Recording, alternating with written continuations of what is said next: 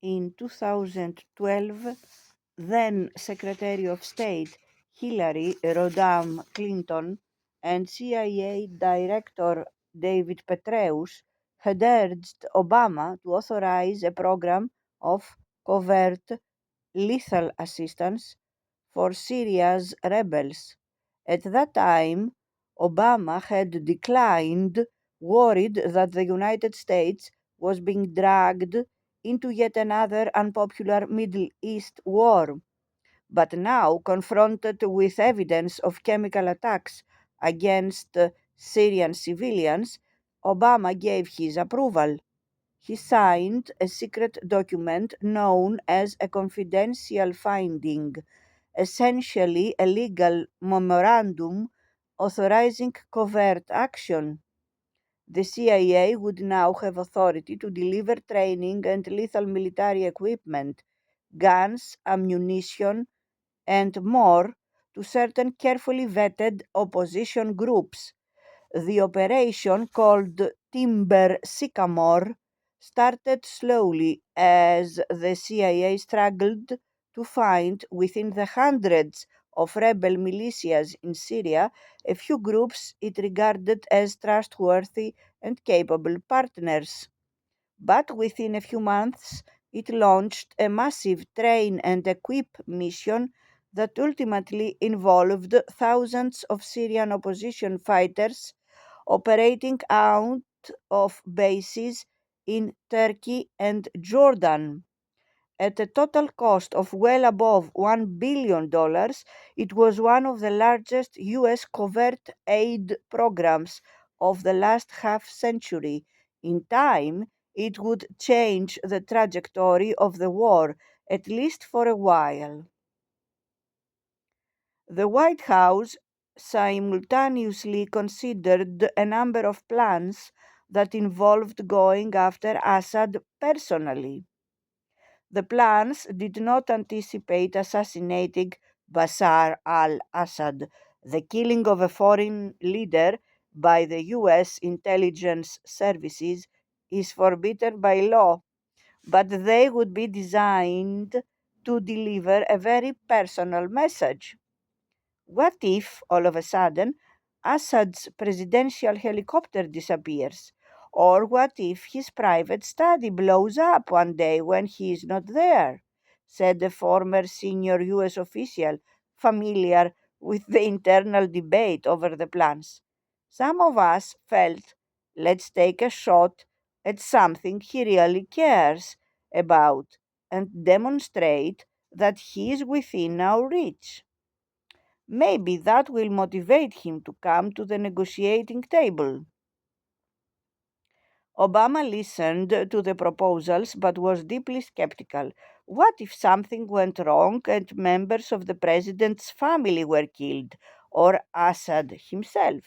What would Syria do then, and how would the United States respond? The discussions generally came around to what officials described as Obama's chief fear: getting drawn by mishap into another open ended Middle Eastern war. How does it end? Obama would repeatedly ask, according to the former aides. Ultimately, he declined to give the authorization. In the Syria of mid 2013, opposition groups could only dream of a foreign intervention so dramatic that it could tip the war in their favor. Throughout much of the country that summer, progress by Syria's moderate rebels appeared to have stalled. In the north, government troops reclaimed Aleppo neighborhoods that had been captured by the Syrian Free Army the previous year. In the east, a rebel coalition seized Raqqa, the first Syrian provincial capital to fall to the opposition, only to be driven back by ISIS fighters who would soon claim the city as the headquarters of their new caliphate. A far bigger blow was the loss of Al Qusair, a strategic crossroads near the Lebanese border that straddled a major supply route. In April, a force of Syrian soldiers and Hezbollah fighters advanced on the town under the command of Qasem Soleimani, the charismatic Iranian general who had arrived in Syria that spring to help, to help rally Assad's beleaguered troops. With Soleimani personally directing strategy, the pro government forces captured the local airport, laid siege to the town, and began a weeks long assault that routed the rebels there, killing or capturing two-thirds of the 2,000 defenders. With the loss of at Al Qusair, rebel morale plummeted. Neighborhoods that supported the rebellion were being systematically besieged and starved. A campaign of psychological warfare had been launched against opposition strongholds to terrorize civilians and force them to flee. At first, the tool of choice was the barrel bomb, the crude explosive device dropped from helicopters to incinerate entire apartment blocks. And now, a new horror, sarin gas, had been added to the mix. At talks in Ankara and other Turkish cities, the rebels' desperation was becoming ever more apparent. Opposition leaders continued to hold regular meetings with US officials, especially Robert Ford, the US ambassador to Syria, and a young Arab American diplomat named Wawel al Zayat. The Damascus born al Zayat spoke fluent Arabic and was called upon to serve as a liaison to the rebels and occasionally an impromptu translator when the conversations with other US officials became difficult. Having met with the rebel leaders since the earliest days of the uprising, he was a witness to their growing frustration and ever more urgent demands for help, not just guns or training, but American firepower. Early on, a lot of them really did not want direct US military intervention because they didn't want the war to seem like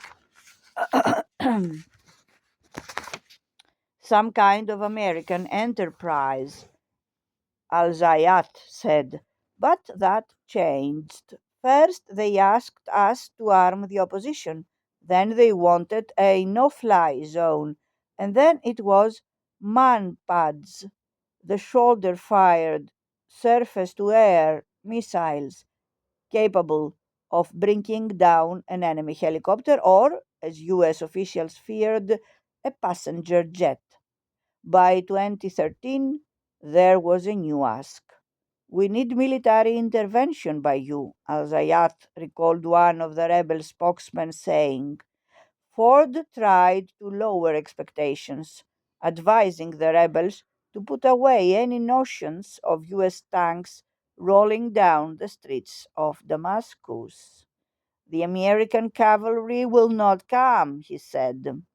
Yet, in 2013, many of the rebels continued to cling to a small hope that Washington might still come to their rescue.